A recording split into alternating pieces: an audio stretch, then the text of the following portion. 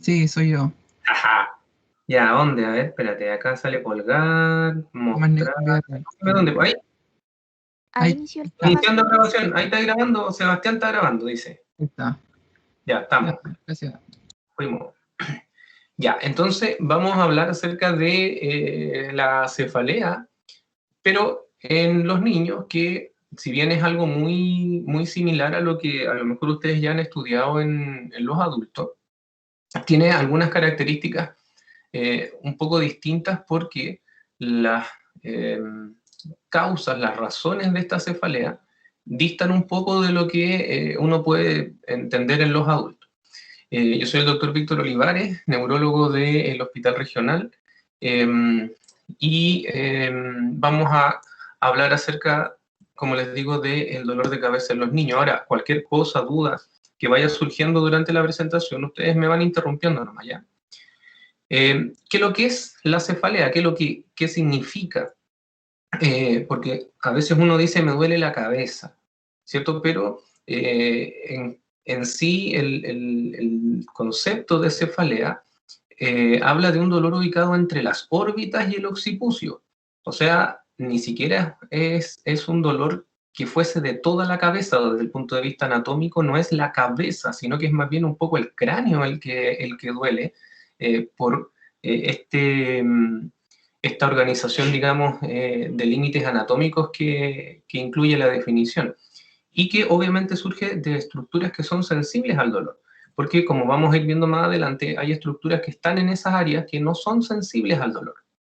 Es un problema de salud común en los niños y adolescentes y es el síntoma más frecuente o como parte de un síndrome. ¿Qué quiere decir eso? Que pueden haber muchos síndromes que asociado tengan cefalea. Por ejemplo, un niño que tiene un síndrome febril, lo más probable es que tenga cefalea. Un niño que tiene un síndrome diarreico, lo más probable es que tenga cefalea. Obviamente en el sentido de que este niño pueda decir que le duele la cabeza. Y puede alterar, obviamente, el bienestar del niño y del adolescente. Y acá, otra vez, una consideración especial en el caso de los más pequeñitos, de los niños más chiquititos, porque ellos a lo mejor no van a ser capaces de decirnos que les duele la cabeza. A diferencia de lo que ocurre con un adulto, por ejemplo, que es capaz de decirnos cómo le duele, las características del dolor, en fin, los niños a veces solo cambian su forma de ser, solo cambian en que se ponen más irritables, solo cambian en que ya no quieren comer, en que les molesta la luz, por ejemplo. Entonces, no nos van a decir, no nos van a expresar directamente que les duele la cabeza, tal vez, y ahí vamos a tener que ser bien específicos en ir a buscar a lo mejor síntomas asociados a este dolor de cabeza. Y este concepto de que es la causa o una de las causas de consulta médica más frecuentes en pediatría, la verdad es que siempre fue así hasta que fue destronado el dolor de cabeza por el déficit de atención y en el caso nuestro acá en la región, también por los trastornos del espectro autista. Eh, si yo pudiera hacer una estadística personal de cuántos niños con cefalea veo en relación a otras patologías, yo pudiera decirle que de 10 niños que veo, uno, con suerte, con mucha suerte, tendrá dolor de cabeza. O sea, que esa sea la causa de consulta. Eh, y la prevalencia, si ustedes se fijan acá abajito, va subiendo un poco con la edad y ya a los 15 años, más del 80%, incluso algunos describen que el 90% de las personas alguna vez le ha dolido la cabeza en su vida. Entonces, si yo a ustedes les preguntara a quién no le ha dolido la cabeza nunca, jamás en su vida, tal vez uno me diría, ¿sabe qué? A mí nunca me ha dolido la cabeza. Pero la verdad es que todo el resto, lo más probable es que me diga, sí, doctor, ¿sabe qué? A mí me ha dolido la cabeza más de alguna vez. Y antes de la pubertad, esto es más frecuente en los varones y luego de la pubertad se hace un poco más frecuente en las mujeres. Y eso tiene que ver también con la llegada de la menarquia y los cambios hormonales. Desde el punto de vista de la fisiopatología, o sea, ¿por qué duele la cabeza? Los posibles mecanismos del dolor serían la compresión de estructuras que son sensibles al dolor.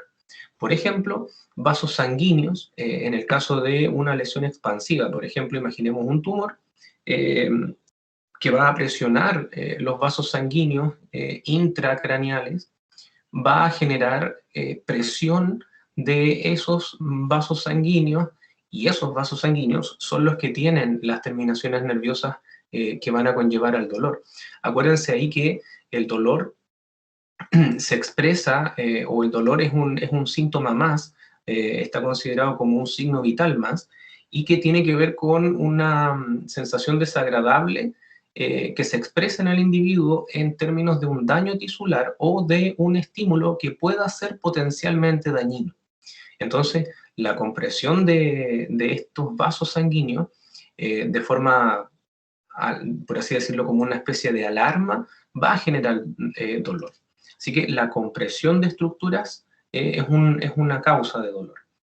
La segunda tiene que ver con la inflamación. Y en este caso, imaginemos una meningitis, lo que ocurre ahí es la inflamación de estas meninges, y estas meninges, algunas de ellas, no todas, tienen también terminaciones nerviosas que tienen que ver con la conducción dolorosa y, por lo tanto, al estar inflamadas, gatillan dolor. Este tipo de dolor, obviamente, tiene una base fisiopatológica un poco distinta, ya no es por compresión, sino que ahora hay elementos inflamatorios que van a gatillar esta respuesta dolorosa. Y, por otro lado, la atracción o desplazamientos de estructuras.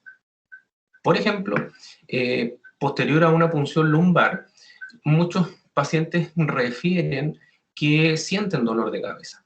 Y eso está determinado por la tracción de las meninges a nivel de la columna, a nivel de el lugar donde se hizo la punción lumbar, y genera este dolor que pudiese ser, por así decirlo, referido, porque el lugar en donde se hace la punción es en otra parte y duele la cabeza. Pero básicamente el proceso es por tracción o desplazamiento de estructuras. Y la otra causa que, desde el punto de vista práctico, explicaría también el por qué ocurre en la fiebre y en las crisis epilépticas, es la vasodilatación. Secundario a un paciente febril, se va a generar una vasodilatación, esa vasodilatación va a generar alteración de las paredes de los vasos sanguíneos, y como conversamos, esos vasos sanguíneos son los que tienen las terminaciones que pueden gatillar respuesta dolorosa, y lo mismo frente a una crisis epiléptica. Entonces esas son las posibles causas de por qué se pueda generar dolor. Y en este caso, como les decía, estructuras que son sensibles al dolor. De esas estructuras vamos a tener estructuras que son intracraneales y vamos a ver otras que son extracraneales. Las intracraneales, que pueden gatillar una respuesta dolorosa, son las arterias, como lo conversamos, por vasodilatación, vasocompresión, inflamación, en el caso de las meninges, como está ahí colocado también. Las venas cerebrales y senos venosos durales. Al ser un vaso sanguíneo también, las venas van a tener terminaciones que van a poder gatillar una respuesta dolorosa, y por lo tanto una inflamación de estos senos venosos va a producir también una respuesta dolorosa. Y la dura madre es la base del cráneo. Aquí un elemento importante, porque el cerebro no duele, ¿ya? Ese es una clave fundamental. El cerebro como tejido no tiene terminaciones nerviosas, no tiene, digamos, terminaciones nerviosas desde el punto de vista de poder generar dolor. Entonces, el cerebro en sí, el encéfalo, no duele. Lo que duele son las estructuras que recubren a ese encéfalo, a ese cerebro. Y, por ejemplo, como está escrito acá abajo, el parénquima encefálico, las leptomeninges, pía madre y aracnoides, y la mayor parte de la dura madre son insensibles al dolor. Hay solo una parte de la dura madre que tiene terminaciones nerviosas que pueden conducir respuesta dolorosa, el resto de las estructuras no. Y de la parte extracraneal es muchas veces el origen más frecuente de los dolores de cabeza que hay que ir a buscar. Porque cuando a uno le duele la cabeza, uno inmediatamente piensa en que hay algo malo dentro del cráneo. O sea que, y uno lo primero que se imagina es que puede haber un tumor, por ejemplo. pero la verdad es que muchas veces el dolor de cabeza viene desde otro lado. Por ejemplo, de los nervios cervicales o craneales. La neuralgia, por ejemplo, del trigémino, que es uno de los nervios craneales, puede producir un dolor de cabeza y confundirnos con eso. De los nervios cervicales, hay compresiones de los nervios C1, C2 principalmente, que generan un dolor que es más bien cervical, pero que se irradia hacia la parte más anterior. Entonces, el origen de ese dolor no está en el cráneo propiamente tal, sino que está a nivel cervical. Eh, Alteraciones de la articulación atlantoaxoidea ocasionalmente pueden provocar compresiones del nervio suboccipital, y ese nervio suboccipital será el responsable del dolor de cabeza. Como lo conversamos, las arterias y las venas extracraneales, los músculos insertados en el cráneo, hay personas que a veces se ríen mucho y luego de reírse mucho les duele la cabeza por la inserción del músculo occipito frontal, que tiene una fascia que recubre, que va por todo este sector y llega hasta la parte más posterior. Y al final esa persona le duele, pero no porque le duela la cabeza intracraneal, sino que porque al final hay un tema a nivel de ese músculo. El periósteo craneal, por supuesto que duele. Entonces, cuando una persona recibe un golpe en la cabeza, muchas veces la inflamación de ese periósteo es el que genera el dolor. Los senos paranasales también, por supuesto, una sinusitis puede producir o puede confundirnos con un dolor de cabeza intracraneal, ¿cierto? La órbita y el contenido también, infecciones que a veces ocurren a nivel de los globos oculares o externos, digamos, al globo ocular más bien, puede también generar dolor de cabeza. Otitis, es muy frecuente que los niños tengan una otitis y de ahí venga el dolor de cabeza. Un diente, un absceso dental, una muela picada, como lo pudiésemos resumir, también puede producir o puede generar dolor de cabeza. Y algo que generalmente se olvida, pero que no debiésemos olvidar, es la articulación temporomandibular. Las disyunciones temporomandibulares, las subluxaciones temporomandibulares generan también dolores de cabeza. Y en el contexto actual que tenemos, el bruxismo, secundario a la ansiedad, al estrés, puede también gatillar respuestas dolorosas que se interpretan como cefalea, pero que en realidad no son.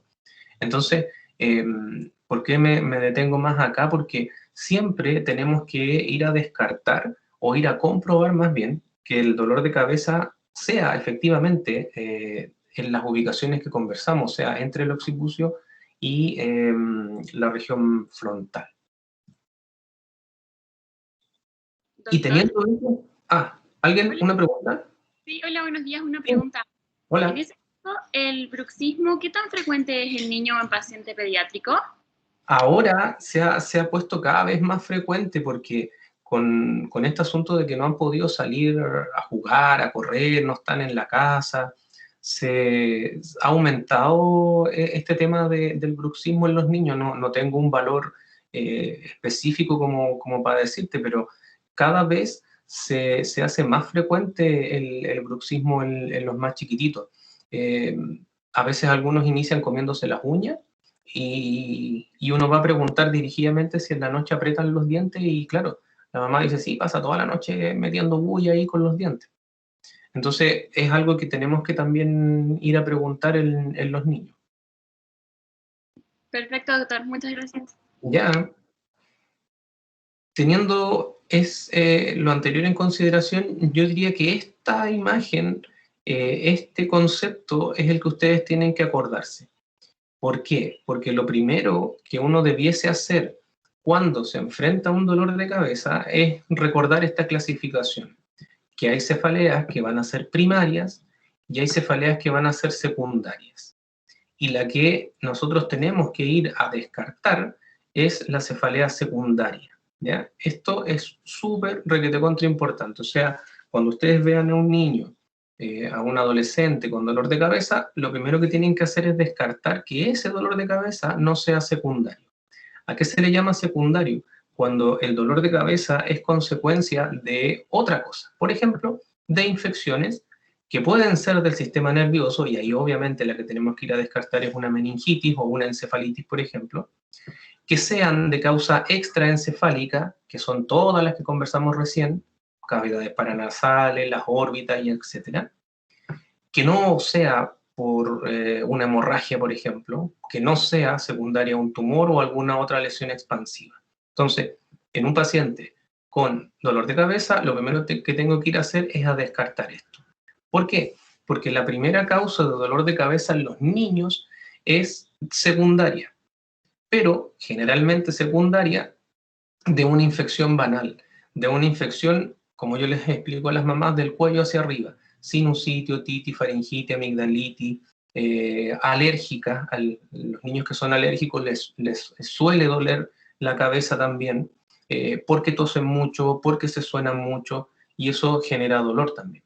Entonces, esa es la primera causa que debiésemos ir a descartar. Y luego, en ese sentido, empezar a buscar ya cosas más malas, la hemorragia, los tumores.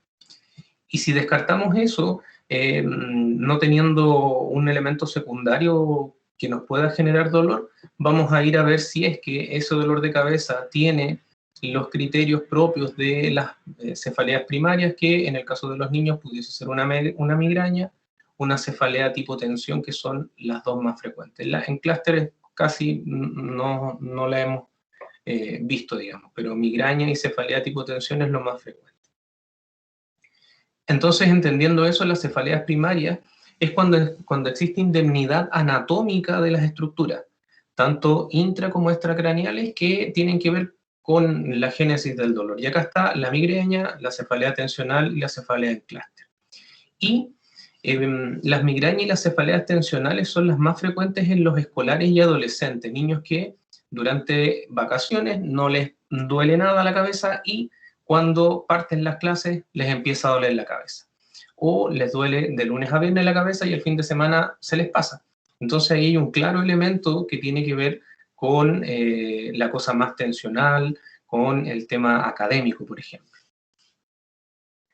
Y las cefaleas secundarias son aquellas donde existe anormalidad de cualquiera de las estructuras, como conversamos, intra o extracraneales, que pueden provocar dolor. Y ahí están las infecciones, que pueden ser del sistema nervioso o extraencefálicas, como las cavidades paranasales, las órbitas, hemorragia, hipertensión intracraniana, tumores, lesiones expansivas. Y esto de acá también es súper importante que lo recuerden, porque teniendo esto en mente, vamos a saber después qué es lo que hay que hacer. La hipertensión intracraneal, y que esa hipertensión intracraneal sea secundaria a un origen tumoral, es rara. No es lo más frecuente, no es lo primero que yo debiese pensar, pero es lo primero que tengo que descartar. Y más aún si es que este niño tiene menos de 6 años. ¿Qué les quiero decir con esto? Un niño de 4 años que le duela la cabeza, lo que yo tengo que ir a descartar es que no tenga un tumor cerebral y que ese dolor de cabeza no sea secundario a una hipertensión intracraniana. Y por lo tanto, ¿qué voy a hacer? Solicitarle una neuroimagen. Indistintamente que después este niño lo que tenga sea otra cosa, pero lo que yo tengo que descartar es eso. Y por lo tanto, otra vez, en un niño menor de 6 años que le duela la cabeza, tengo que hacer una neuroimagen de cerebro. Y por supuesto, lo que les explicaba recién, que cada paciente en particular tendré que evaluarlo para definir si es una cefalea primaria o secundaria. Hasta ahí, dudas, preguntas. ¿O está todo clarito? ¿No hay dudas? ¿Vamos bien? Creo que todo bien, doctor. Ya. ¿Todo bien, doctor? Ya, fantástico. Oiga, aquí yo puedo poner una flecha o no. Pluma dice. A ver. Ah, no, no quiero. Ya. Ahora, ¿cómo vamos a evaluar un niño que viene por dolor de cabeza? ¿Qué es lo primero que haríamos? Aquí, generalmente, cuando esta clase es presencial, yo les hago una especie de juego de rol y y yo les digo, ya, yo soy el papá y vengo con mi hijo que tiene 4 años y le duele la cabeza. Y les digo, ya, aquí estoy, buenos días, doctor, acá está mi hijo, ¿y qué me preguntaría usted en relación al dolor? Ahora es más difícil porque yo no los veo, y no vamos a tener esa como relación, pero la clave del dolor de cabeza, como todo síntoma, es conocer cuándo partió, ¿sí? Esto es de ahora de la mañana, por ejemplo, esto es de la semana pasada, esto ya lleva meses, y cómo ha sido la evolución. ¿Le ha dolido todos los días? ¿Partió de a poquitito y empezó de a poquitito a subir su intensidad? Esto partió en la mañana y rápidamente llegó a un nivel en que este niño ya ni siquiera se mueve porque le duele mucho la cabeza. Y ya con eso yo ya tengo hartos datos, harta información. Y en relación a eso está esta clasificación que, si bien es antigua, es la que hasta ahora se conserva, en que el inicio del dolor y la evolución puede ser agudo, o sea, un dolor que se presenta hoy, por ejemplo, hace pocos minutos.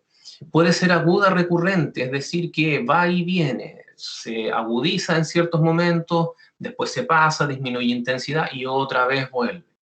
Puede ser crónica, o sea, que ya lleve semanas o meses y que va aumentando en relación a su intensidad, o crónica no progresiva, o sea, es un dolor que lo tengo gran parte de los días, pero que se mantiene en una intensidad muy similar. Eso tenemos que ir a consultarlo. Obviamente, en el caso de los más pequeños, esta parte es súper difícil, es súper difícil. Entonces ahí las claves son otras cosas que tienen que ver más con el comportamiento de los niños más chiquititos, porque, por ejemplo, a un niño de 3 años, yo no le puedo preguntar, ya, ¿y cómo te duele? ¿Y dónde más te duele? Y en fin, no. Entonces ahí las claves son que la mamá nos diga, ¿sabe qué? Cuando yo ya sé cuando le duele algo, porque él es súper inquieto. Y cuando le duele algo está quietito, se queda ahí acostado, no quiere ver la tele y a él le gusta mirar los monitos, o no me acepta nada de comida, ni siquiera lo que a él le gusta, y se toca un poco la cabeza, por ejemplo, ¿ya? Tipo y localización, claro, es importante saber cómo es ese dolor. Distinto es que el niño ya más grande, por ejemplo, imaginemos un niño de 10 años, nos diga que es como que le aprieta la cabeza, o puede ser como que le palpite, ¿sí? Y será distinto si nos dice, ¿sabe qué? Me palpita y es más hacia adelante, como hacia la frente. O no, ¿sabe qué? Es un punto en específico y se toque con el dedo. Distinto es eso a que se toque con el dedo y les diga, ¿sabe qué, doctor? Me duele ahí. A que me diga, no sé, es como que en toda la cabeza me molesta. Eso también nos puede ir orientando a las posibilidades de cómo es ese dolor y, por supuesto, después para hacer nuestra diferenciación entre cefalea primaria y secundaria. ¿Qué tan frecuente es? ¿Le duele todos los días? ¿Le duele día por medio? ¿Sabe qué? ¿Le duele 3 veces en el día?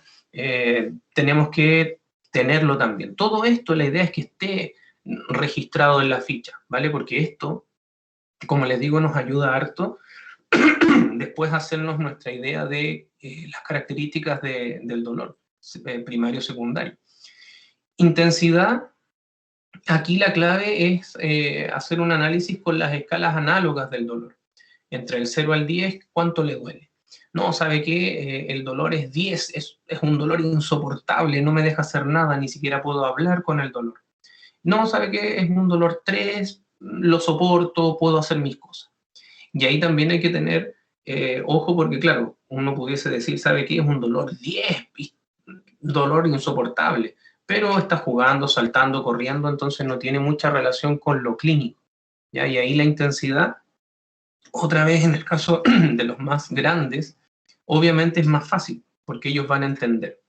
Y en el caso de los más chiquititos se puede ocupar esta escala visual análoga, que son la escala de las caritas, y ahí ellos a lo mejor pudieran identificar cómo se sienten con el dolor. Desencadenantes, siempre hay que preguntar qué cosas pueden gatillar el dolor. Por ejemplo, ¿Sabe qué, doctor? Yo como plátano y me duele la cabeza. O yo ya me fijé que cada vez que me acuesto tarde en la noche, al otro día me duele la cabeza. Tomé café y me dolió la cabeza. O no he tomado café y eso me hace doler la cabeza, en el caso de ustedes cuando tienen que estudiar. A más de algunos seguramente al día siguiente de haber pasado de largo estudiando para una prueba o algo así y haber tomado harto café con Coca-Cola, los que todavía hacen esa, les duele la cabeza. Entonces ahí tenemos un desencadenante. Algunos olores, fíjese, que también pueden provocar dolores de cabeza. Síntomas asociados. Otra clave súper, súper importante. ¿Es solo el dolor de cabeza o también cuando me duele la cabeza veo puntitos, siento un pito en el oído, me mareo, pierdo la fuerza, vomito, me molesta la luz? Todos esos elementos que van asociados al dolor de cabeza, también yo los tengo que colocar, también yo los tengo que definir. Este dolor de cabeza además genera fiebre o, por ejemplo, este dolor de cabeza se asocia a pérdida de visión, ¿sí? Esos datos son súper, súper relevantes para hacer nuestra caracterización del dolor. ¿Cuáles son los atenuantes? Doctor, sabe que a mí me duele la cabeza, pero duermo y se me pasa. No tengo mayores problemas con eso. Me tomo un paracetamol y se me pasa.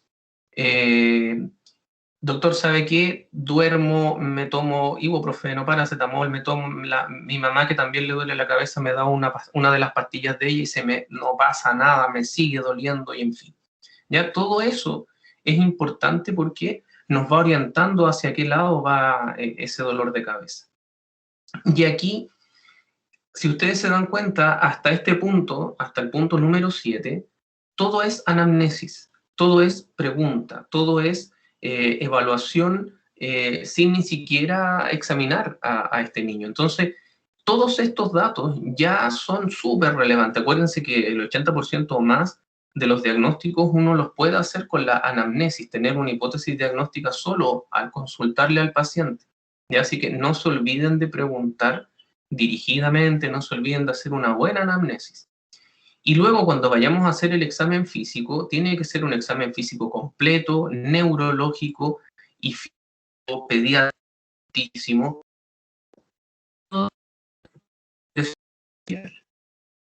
Ojo, porque en el fondo de ojo nosotros ya pudiésemos tener algunos elementos que nos orienten a una hipertensión intracraniana, por ejemplo, un velamiento aquí de la papila. ¿Ya? Entonces, el fondo de ojo tenemos que practicarlo, tenemos que intentar hacerlo. Es difícil en los niños por la cooperación, por supuesto, pero tenemos que intentar hacerlo, practicar entre nosotros, pedirle a los compañeros que nos puedan ayudar, si tenemos un oftalmo, practicarlo con la gente de nuestra familia, porque de esa manera es la única forma de que yo me acostumbre a hacer un buen fondo de ojo. Y por supuesto tomar la presión arterial en los niños, porque niños que puedan ser hipertensos, no se olviden que los niños también pueden ser hipertensos, puede generar dolor de cabeza. Y esto es lo que estábamos hablando al principio, lo que más o menos yo ya les había adelantado. Hay un tipo de patrón que tenemos que caracterizar. ¿Cómo es el dolor de cabeza? Es un dolor que es agudo, recurrente, es decir, va y viene, ¿sí? Va y viene a lo largo de los días. Es un dolor agudo, fuerte, inmediato, que llega a un nivel de severidad importante en minutos o incluso segundos. Es un dolor crónico recurrente, como es el patrón típico de las cefaleas tipo tensión, que va y viene en una intensidad moderada y ahí se mantiene, pero es largo en relación al tiempo, o crónico progresivo, que es el patrón generalmente de las lesiones más bien expansivas, que parte de forma leve y empieza a aumentar hasta ya llegar a un nivel severo a lo largo de los días. Yo diría que esto, si ustedes se acuerdan de esto, ya nos puede orientar bastante. El patrón típico de una migraña, por ejemplo, es agudo recurrente. Es un dolor que aparece, después se va, otra vez vuelve, se va y en fin. Crónico recurrente es la cefalea tipo tensión, crónica progresiva, lo que tiene que ver más con lesiones expansivas, y lo agudo es más bien relacionado con algo secundario, por ejemplo, un niño que tiene un síndrome febril y de forma aguda le empieza a doler la cabeza. Obviamente acá una de las cosas que tenemos que ir a descartar son lesiones, o más bien lesiones, son inflamaciones del sistema nervioso central. Y síntomas y signos que orientan a las lesiones intracraneales, o sea, cuando yo me asusto. Yo me asusto cuando este paciente me dice que este dolor de cabeza nunca le había pasado antes, es su primer dolor de cabeza y de la nada le empezó a doler. Es el peor dolor de cabeza que ha tenido en su vida, que un patrón que ya teníamos, por ejemplo, de una cefalea crónica, que siempre dolía en una intensidad, ya más o menos sabíamos cuánto duraba, sabíamos que cedía con analgésico, de un momento a otro cambia el patrón y las características. También me asusto con eso. Un dolor que siempre es localizado, que siempre me dice, doctor, ¿sabe que me duele ahí, en ese punto, siempre ahí mismo y siempre en el mismo lugar? Un dolor que además debilita al paciente, o sea, es un dolor que aparte de generar molestia, genera debilidad. Debilidad, imaginemos, en las piernas, en los brazos, dolor que ocurre temprano en la mañana o dolor que despierta a los niños en la noche. Un dolor que despierta a los niños en la noche inmediatamente nos tiene que hacer pensar mal. O sea, el niño está durmiendo tranquilamente y de la nada despierta llorando, gritando porque le duele la cabeza. O es un dolor que el niño despierta y temprano en la mañana, además del dolor, imaginemos, está con vómitos, que es lo que aparece aquí abajito, dolor asociado a otros síntomas o signos neurológicos. Cuando algo de esto aparece, es sinónimo de evaluación rápida, derivación incluso al servicio de urgencia para tomar rápidamente una neuroimagen, ¿ya? No es algo que yo me tenga que quedar tranquilo. ¿Y cuáles son ahora los síntomas o características propias de los dolores de cabeza asociados a hipertensión intracraniana? Que es un dolor generalizado, o sea, no es en un punto específico, sino que le duele toda la cabeza. Se agrava por la tos o las maniobras de Valsalva. El paciente tose y le duele más la cabeza. Ahí está, empeora en las mañanas o al despertar o lo despierta en la noche, que va aumentando progresivamente. Eso es una cefalea que parte con un nivel de severidad leve y empieza rápidamente a subir en severidad, en intensidad, que se asocia a vómitos, que se asocia a náuseas, que se asocia, por ejemplo, a una amaurosis fugas, que se llama, o sea, el niño deja de ver por un momento y después recupera la visión. Ahí está lo que está bajito. Y que obviamente este dolor de cabeza, el niño nos comenta, nos refiere ya a lo mejor a un niño más grande, me duele la cabeza y se desmaye, por ejemplo. Compromiso de conciencia asociado. Todo eso, todos estos signos y síntomas nos deben hacer pensar a que esta cefalea puede ser secundaria a una hipertensión intracraniana. Agregaría yo tal vez ahí dolor ocular. El dolor ocular también, si se presenta con estas características y con cefalea, el dolor ocular también nos puede hacer pensar en una hipertensión intracraniana. Y aquí, cuando tomo una imagen, cuando yo voy a solicitarle una imagen a un paciente con dolor de cabeza, yo creo que ya ustedes, con lo que hemos conversado hasta ahora, me podrán decir al menos dos. Que sea menor de 6 años y que tenga síntomas o signos de hipertensión intracraniana. ¿Sí? Yo creo que esos dos de entrada. Y también tendremos que pedirle una imagen urgente a un paciente que nos está contando que esta es una cefalea que nunca antes había tenido y que es la peor de su vida. Que sea en trueno, o sea, que él sienta como una especie de corriente, o que él la asocie como una especie de trueno dentro de su cabeza. También, súper importante. Que sea progresiva, o sea, que vaya empeorando con el tiempo. Que tenga síntomas neurológicos focales, que deje de ver, que le moleste o que arrastre una pierna, por ejemplo. Que son cosas que uno va a ir después a ver en el examen neurológico. Y acá está, parte del examen neurológico tiene que ser con un fondo de ojo para evidenciar o no el edema de papila. Alteración de los movimientos oculares, por ejemplo, nistagmo. El nistagmo nos va a ayudar bastante, sobre todo si es un nistagmo vertical. El nistagmo vertical tengo que ir a descartar que no haya alguna alteración tumoral, por ejemplo, a nivel de fosa posterior. Una hemiparesia también es súper importante ir a verla en los niños porque, sobre todo cuando son más pequeñitos, lactantes, por ejemplo, no vamos a tener estos datos que yo le estoy contando hacia arriba, no nos va a contar el paciente estas cosas. Pero, por ejemplo, pudiésemos ver que este paciente más chiquitito cambia de su comportamiento y además pierde fuerza en un lado del cuerpo. Los reflejos anormales y, por supuesto, la ataxia. La ataxia es un elemento clave y es un elemento que tenemos que ir a buscar en un paciente con dolor de cabeza. Tenemos que hacerlo caminar, tenemos que ver cómo él hace los giros y eventualmente si descompone o no su marcha, porque también nos va a ayudar. Recuerden que el primer lugar o la primera ubicación donde tenemos que ir a mirar, en el caso de solicitar una neuroimagen, es en la fosa posterior, pensando en los tumores de fosa posterior, que son los más frecuentes en los niños. Y ahí va a venir la pregunta que les voy a hacer en un ratito más. Y esto, créanme, que cada vez es más frecuente y que cada vez lo diagnosticamos más porque justamente ustedes los conocen más. En la medida que nosotros le contamos de estos síndromes, que son la esclerosis tuberosa y la neurofibromatosis, ustedes cuando estén en su práctica clínica ya como médicos, van a ir a buscar esto. ¿Por qué? Porque muchas veces esto pasa desapercibido. El complejo esclerosis tuberosa y la neurofibromatosis son enfermedades neurocutáneas que lo que afectan entonces es a la piel, al cerebro y también a los ojos. ¿Y qué ocurre? Una de las primeras características que aparece son lesiones en la piel, manchas en la piel. Y en el caso, por ejemplo, de la esclerosis tuberosa, son manchas hipopigmentadas, como la que están viendo acá, como la que están viendo ahí y acá.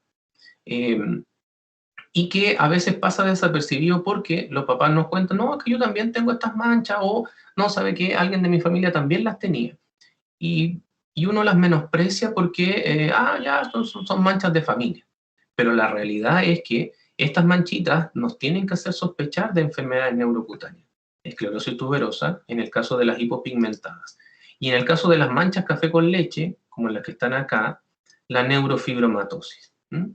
Entonces, esto, aparición de imágenes, o sea, más bien aparición de estas manchas en la piel, más dolor de cabeza, es causa de neuroimagen inmediatamente porque podemos estar en presencia de una esclerosis tuberosa o de una neurofibromatosis. Y obviamente, si este niño nos comenta que le duele la cabeza y tiene como antecedente que tuvo hidrocefalia cuando recién nacido y es portador de una válvula derivativa, lo primero que tenemos que pensar es que pueda haber una disfunción valvular o una ventriculitis secundaria a esta presencia valvular. Entonces ahí yo creo que está la clave de lo que ustedes deben recordar, de lo que ustedes deben ir a buscar en un paciente que tiene dolor de cabeza. Caracterizar ese dolor de cabeza, clasificar su patrón temporal y dirigidamente ir a buscar estos signos del examen neurológico anormal y las manchas a nivel de la piel. Y ahora viene la pregunta, ¿qué imagen le vamos a pedir a este paciente? Imagínese usted está en una ciudad donde a lo mejor no tienen todas las herramientas que pudiésemos tener acá en relación a un escáner o en relación a una resonancia. ¿Qué imagen cree usted que sería la más adecuada en un paciente, por ejemplo, en este niñito que está acá, o en este que está acá, y que va por dolor de cabeza? Tiene 5 años y le duele la cabeza. Usted ya sabe que si tiene menos de 6, con dolor de cabeza le vamos a pedir una imagen. Pero usted tiene que anotar ahí, pues usted tiene que poner en su derivación o usted tiene que escribir en su orden de examen qué le va a pedir. Escucho opiniones. ¿Qué imagen creen ustedes que le vamos a pedir? ¿Y por qué? ¿Una resonancia, doctor? Una resonancia, fantástico, doctora. Oiga, ya, pero la resonancia es con anestesia, po, y a lo mejor puede que no... Hay hora para 3 meses, doctora, para hacerle la resonancia, porque ahora con el protocolo COVID es más difícil. Entonces hay hora para 3 meses. ¿Vamos a esperar 3 meses para hacer la resonancia? No, no se puede esperar tanto. Está bien. Yo creo que lo ideal es una resonancia, fantástico. Pero, como les decía, a lo mejor en el lugar donde ustedes van a estar trabajando no hay resonancia. ¿Qué nos queda? Algo más rápido, algo más accesible desde el punto de vista de la celeridad que lo podamos tener, es un escáner. ¿Sí? ¿Qué opinan? Sí, doctor, uno con contraste. Fantástico, doctora. ¿Y por qué con contraste?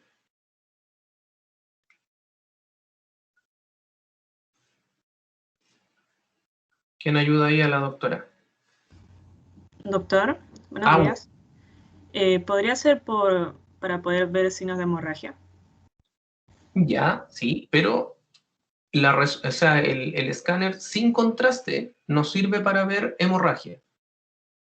O sea, la causa de por qué pedirle contraste no es para ver hemorragia, porque sin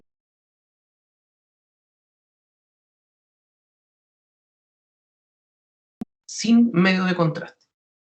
Entonces, no es la respuesta que sea para ver hemorragia.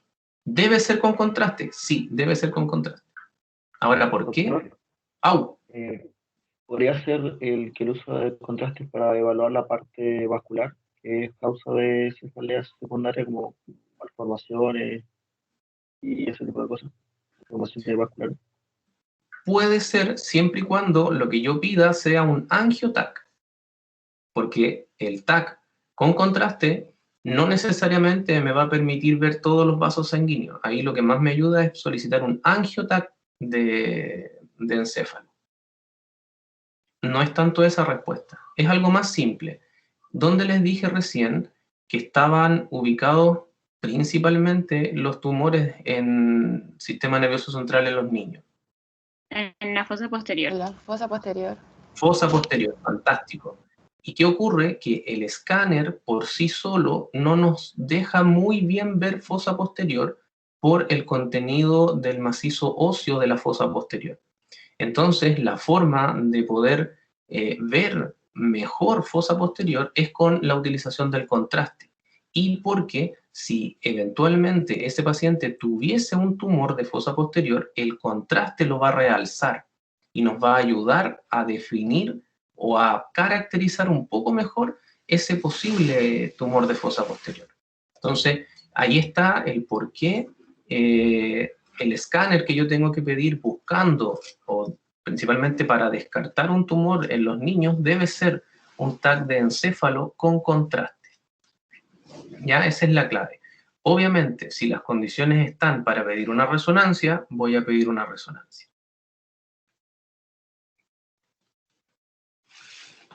¿Sí?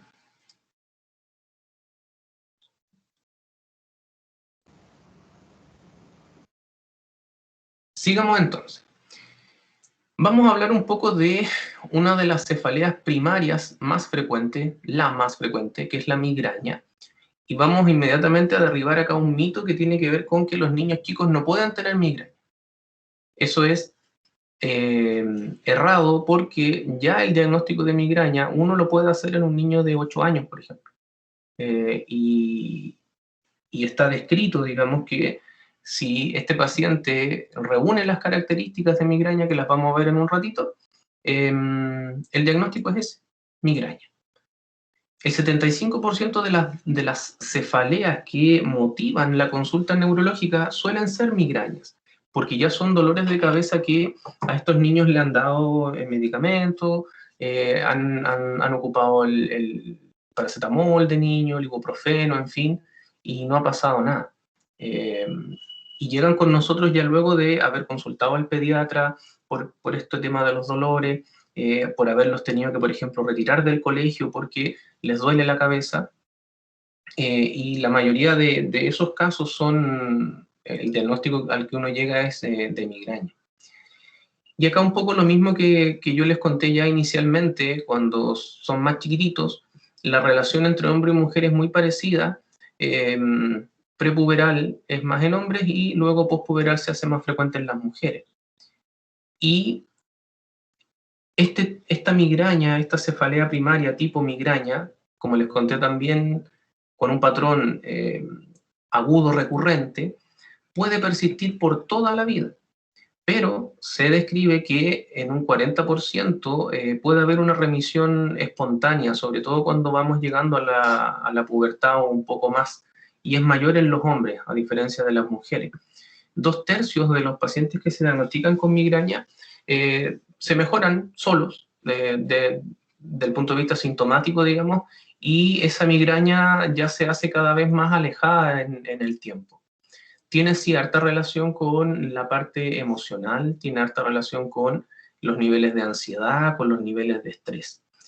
Y es menos frecuente la remisión si es que parte pospuberal, o sea, una niña de, imaginemos, 15 años que empieza con migraña, es menos probable que se pase solita a que se hubiera iniciado antes. ¿Y cómo yo defino que un niño tiene migraña? Y acá la migraña, si la pudiéramos definir luego, se puede caracterizar en una migraña con o sin aura. Y en el caso de los niños, la más frecuente es sin aura y por eso es la que yo les quiero conversar. Tienen que tener al menos 5 episodios, al menos 5 episodios. O sea, un niño que le ha dolido 2 veces la cabeza, no puedo plantear que sea una migraña. Tiene que al menos haber tenido 5 episodios o más. Y tiene que reunir los criterios que aparecen en B y que aparecen en D. Los criterios que aparecen en B es que tiene que tener una duración bastante larga. Imagínense que puede ser de 1 incluso hasta 72 horas con dolor de cabeza.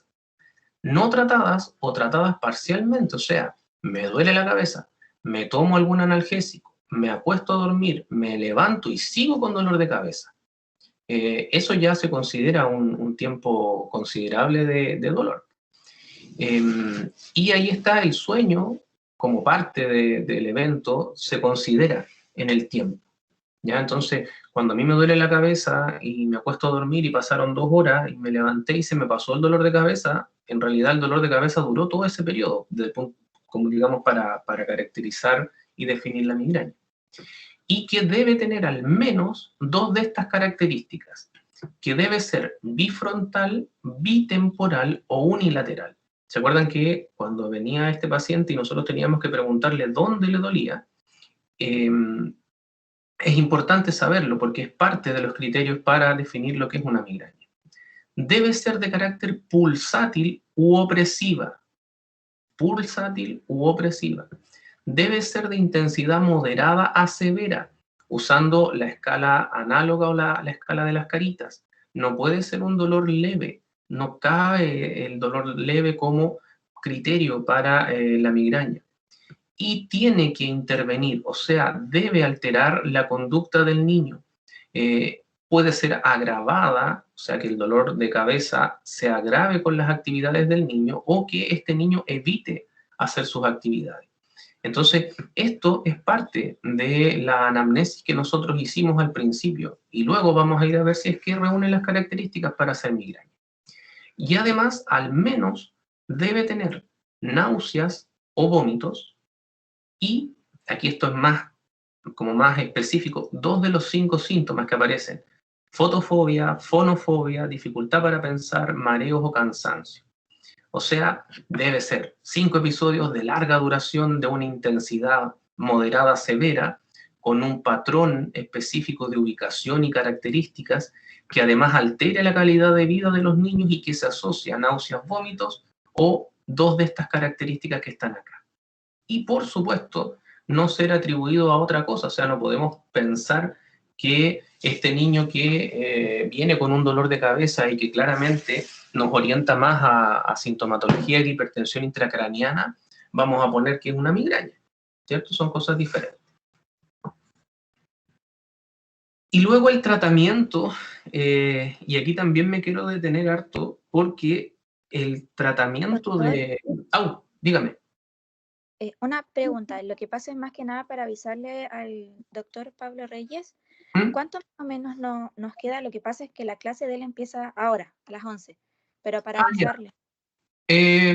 Yo diría que 5 minutos. Ya, le voy a decir. Ya, dígale que no se estrese. Ya, entonces el tratamiento de la cefalea, esta parte diría yo que es la más importante. La parte más importante del tratamiento del dolor de cabeza no son los medicamentos, es lo no farmacológico y es lo que está acá.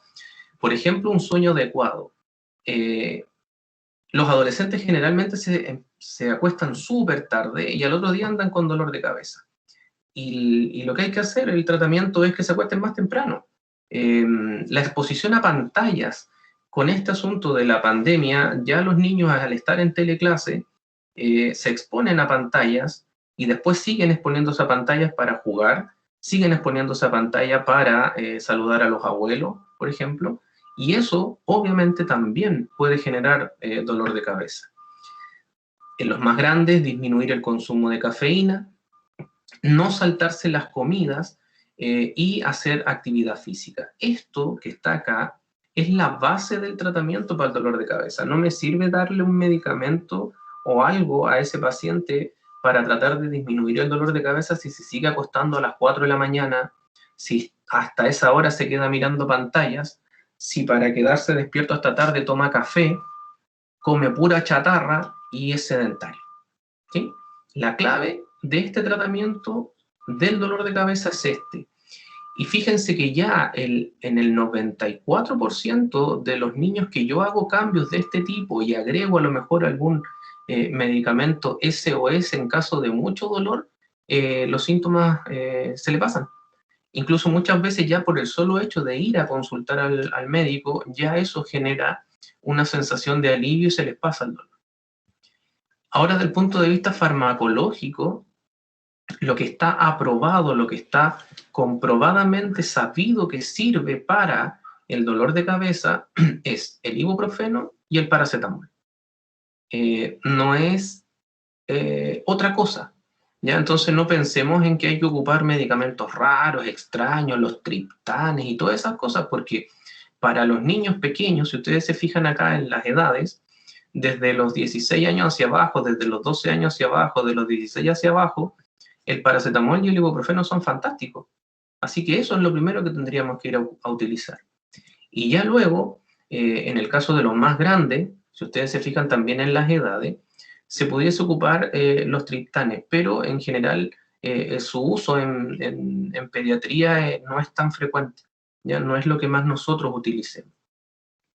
Y hay otras alternativas que ya son para el tratamiento preventivo. Lo que vimos recién es para el tratamiento agudo, para el SOS, para cuando el paciente tiene dolor, y esto es para evitar la recurrencia de los dolores y que no sean dolores de mucha intensidad, que es un manejo más bien preventivo. Y aquí la clasificación en cuanto a la utilidad y a la eficacia es la flunaricina. El uso de los bloqueadores de canales de calcio, como la flunaricina, es lo que debiésemos utilizar, porque ustedes se fijan, el resto, todas las clasificaciones en cuanto a las recomendaciones no son de clase 1. Entonces, esto es lo que funciona, lo que sirve. Generalmente se ocupa la flunaricina en la noche antes de dormir pudiese ser un mes, y ir viendo la respuesta, además, por supuesto, de hacer los cambios que conversamos. Cuando es un paciente que asocia sintomatología ansiosa, por ejemplo, se pueden ocupar antidepresivos tricíclicos, pero ustedes se fijan que la validez que tiene no es lo mismo que la flunaricina. Y algunos antiepilépticos también pueden tener efectos, pero con una clasificación de su uso más disminuido. El levetiracetam lo hemos ocupado en algunas ocasiones, y ya en los más grandes el topiramato anda bastante bien. Pero ¿con qué quiero que se queden? Que el medicamento, lo que vamos a utilizar, inicialmente el tratamiento es no farmacológico, esa es la clave, y luego, para el SOS, ibuprofeno, paracetamol. Y si debemos ocupar algo de forma preventiva, la flunaricina. ¿Ya? Ese sería como el manejo. El resto ya es más bien de especialistas porque son medicamentos de uso de especialista, entonces no debiésemos ocuparlo, por ejemplo, en una atención primaria. Y hasta ahí la clase, que me interesa que recuerden que el dolor de cabeza, lo primero que tenemos que hacer es evidenciar que no sea un dolor de cabeza secundario, y si es así, descartar patología de hipertensión intracraniana, tumoral, por ejemplo. ¿Qué imagen vamos a solicitarle en el caso de solicitar alguna? Que la anamnesis del dolor y el examen físico, incluyendo el fondo de ojo y la hipertensión intracraneal, son la clave, y que el tratamiento del dolor, lo fundamental es inicialmente lo no farmacológico y luego lo farmacológico. Dudas, preguntas, consultas. Doctor, buenos días. Yo tenía otra duda. Dígame. ¿En qué momento entonces derivo al niño con la cefalea?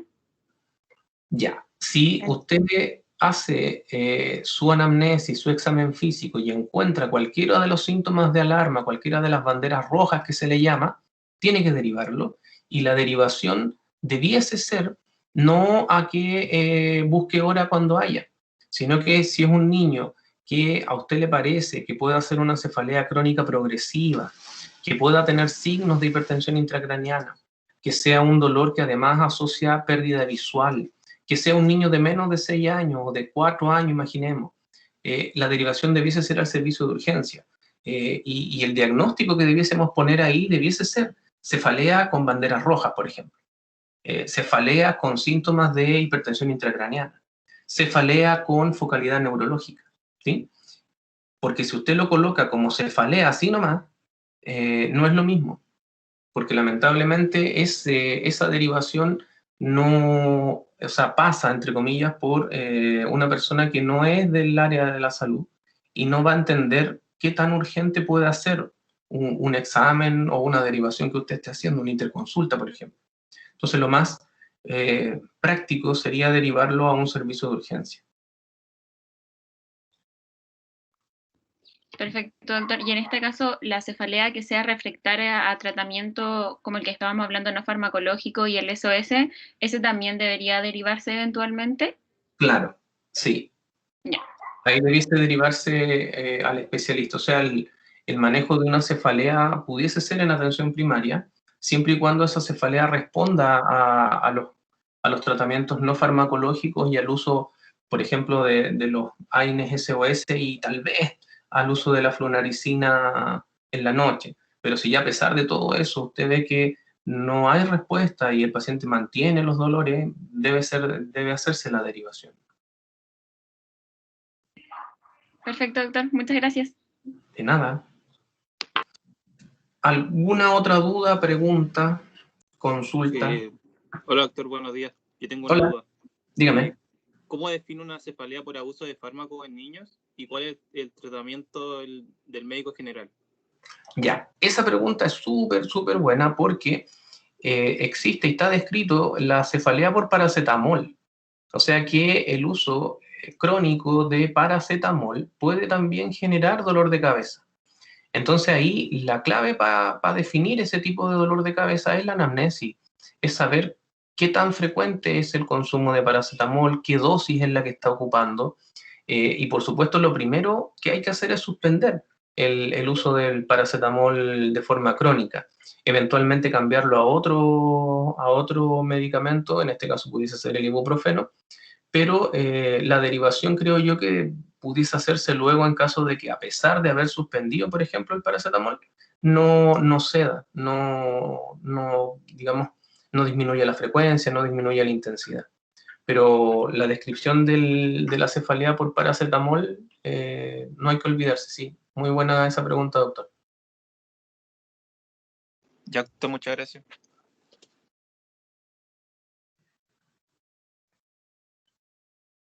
¿Alguna otra pregunta?